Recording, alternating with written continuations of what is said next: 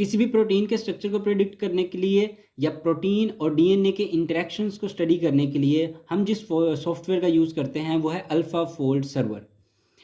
तो आज हम अल्फ़ाफोल्ड सर्वर को एक्सप्लोर करते हैं। सबसे पहले गूगल पर लिखेंगे अल्फ़ाफोल्ड सर्वर, सबसे पहले लिंक पर क्लिक करेंगे तो हमारे पास ये वेबसाइट ओपन हो जाएगी। ये बहुत ही सिंपल इसका इंटरफेस है। इधर से हम अपना इंटरेस्टेड प्रोटीन, डीएनए, आरएनए को सिलेक्ट करेंगे और यहाँ पर फास्टा सीक्वेंस को पेस्ट करेंगे। पेस्ट करने के बाद हम यहाँ पर कंटिन्यू एंड प्रीव्यू जॉब पर क्लिक करेंगे तो हमारे पास रिजल्ट्स शो होंगे। रिजल्ट्स आने में थोड़ा सा टाइम लगता है और रिजल्ट्स आपको यहाँ पर नीचे शो होंगे। तो हम इसमें से किसी भी एक स्ट्रक्चर को पर क्लिक करते हैं और देखते हैं कि अल्फ़ाफोल्ड सर्वर हमें क्या प्रोवाइड करता है। लेट्स से ये रिजल्ट्स का इंटरफेस है।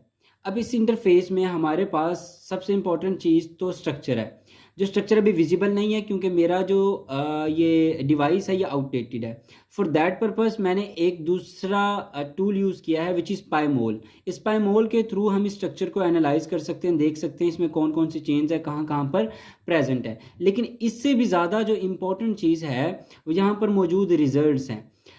अब जिस तरह से हम प्रोटीन स्ट्रक्चर की प्रेडिक्शन कर रहे हैं, प्रोटीन स्ट्रक्चर के अंदर अमाइनो एसिड्स होते हैं और अगर हम देखना चाहें कि कौन सा अमाइनो एसिड अपनी पोजीशन पर परफेक्टली प्लेस है या नहीं, तो उसके लिए हम PLDDT वैल्यू को देखते हैं। अब जो हमें जो स्ट्रक्चर इधर शो होगा वो डिफरेंट कलर्स के अंदर होगा, डार्क ब्लू, लाइट ब्लू, उसके बाद येलो भी हो सकता है और ऑरेंज भी हो सकता है। ये कलर्स से हमें उनकी PIDDT वैल्यू पता चल जाएगी। अब ये जो PLDDT वैल्यू है ये बेसिकली बताती है कि कितना एक्यूरेटली कोई अमाइनो एसिड उस स्ट्रक्चर के अंदर प्लेस्ड है। उसके बाद दूसरी चीज़ आ जाती है PAE ग्राफ, जो हमें यहाँ पर शो हो रहा है। PAE ग्राफ ये बेसिकली बताता है, जिस तरह से हमें पता है कि एक प्रोटीन के अंदर डिफरेंट चेन्स हो सकती हैं, एक चेन दूसरी चेन के रिलेटिव कितना करेक्टली प्लेस्ड है ये हमें पता चलता है PAE ग्राफ से। PAE यानी प्रिडिक्टेड अलाइंड एरर, ये हमें एरर के बारे में बताता है कि कितना एरर है अलाइनमेंट के अंदर।